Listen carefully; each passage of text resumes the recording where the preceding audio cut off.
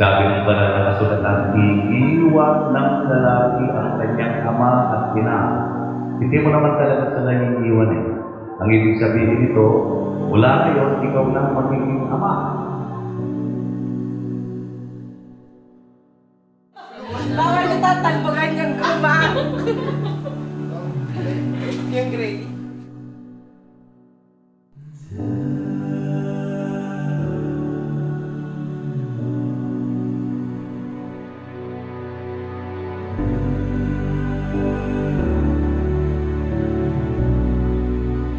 Ryan and Joyce-san, hinihiling ko kayo na buong katapatan ninyong ipahayag ang inyong damdamin sa isa't isa.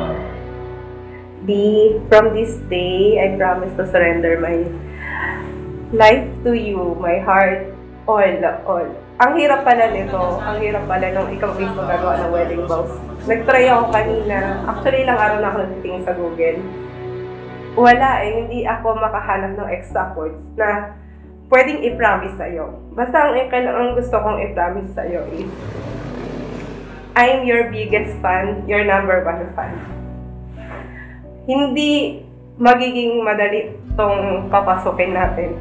Pero, alam ko, pagkasama kita, makakayanan natin ito.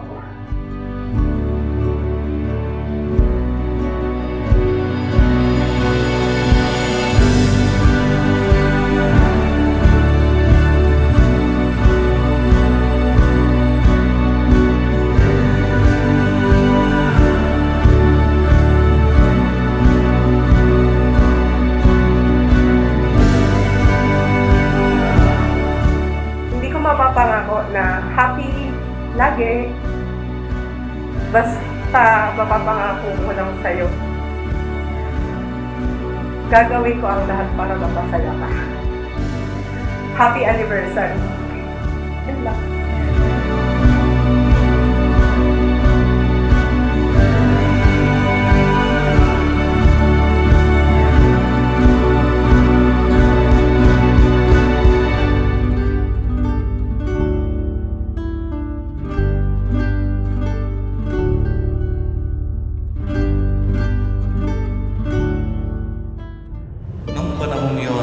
May mga Pariseyong lumapit kay Jesus at tinangkang siluhin siya sa pamamagitan ng tanong na ito. Naaayon ba sa kautusan na hiwalayan ng lalaki ang kanyang asawa sa kahit na anong kadahilanan?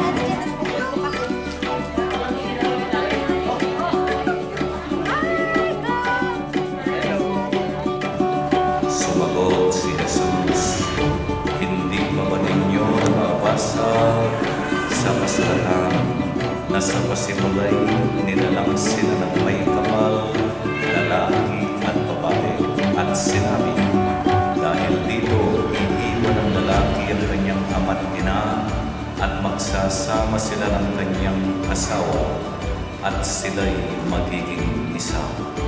Kaya hindi na sila dalawa, kundi isa.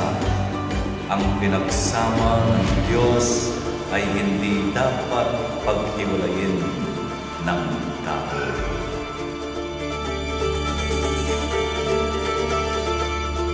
Mimi, on this day, I give you my heart, my promise. With my whole heart, I take you as my wife.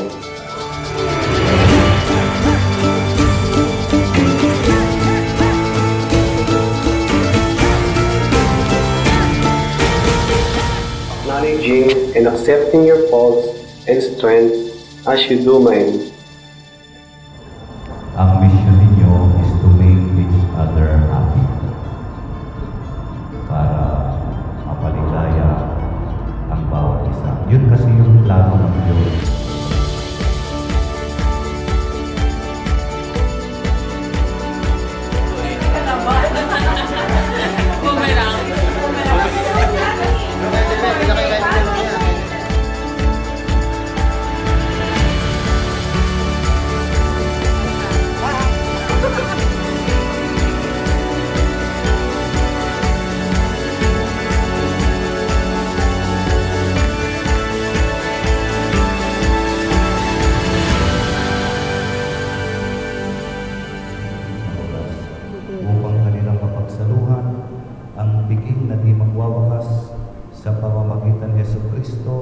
kasama ng Espiritu Santo, magpasawalang hanggan. Amen. Maraming salamat po sa ating mga magulang.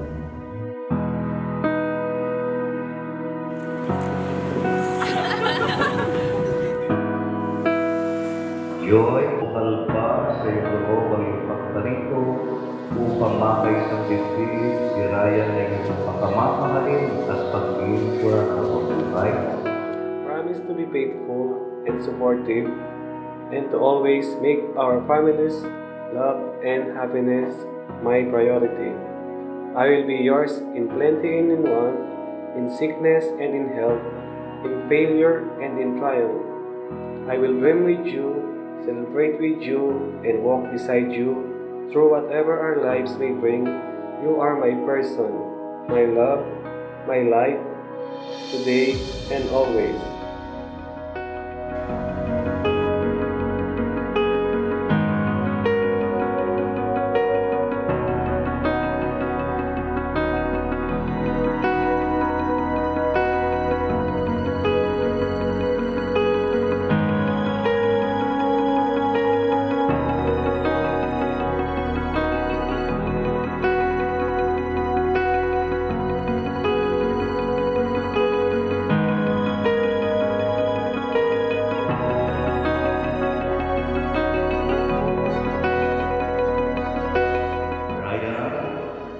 Bukal pa sa iyong loob ang iyong pagbarito upang makaisang dibdib si Joysan ng iyong pakamamahalin at paglilingkuran habang buhay. Opo, Father. Nakahanda ba kayong umanak sa inyong pananagutan sa simbahan at sa bayan na inyong aarugahin at palalakihin ang mga supling na ipagkakaloob ng Diyos upang sila ay inyong palakihin bilang mabubuting mamamayang Kristiyano? Yes, Father. Opo, Father. Brian, sa harap ng Diyos at ng kanyang sambayanan, tinitipan mo bang maging asawa sa hirap at ginhawa, sa dusa at ligaya, at siya lamang ang iyong ibigin at idadaming karugtog ng iyong buhay ngayon at magpakailanman? Opo, Father.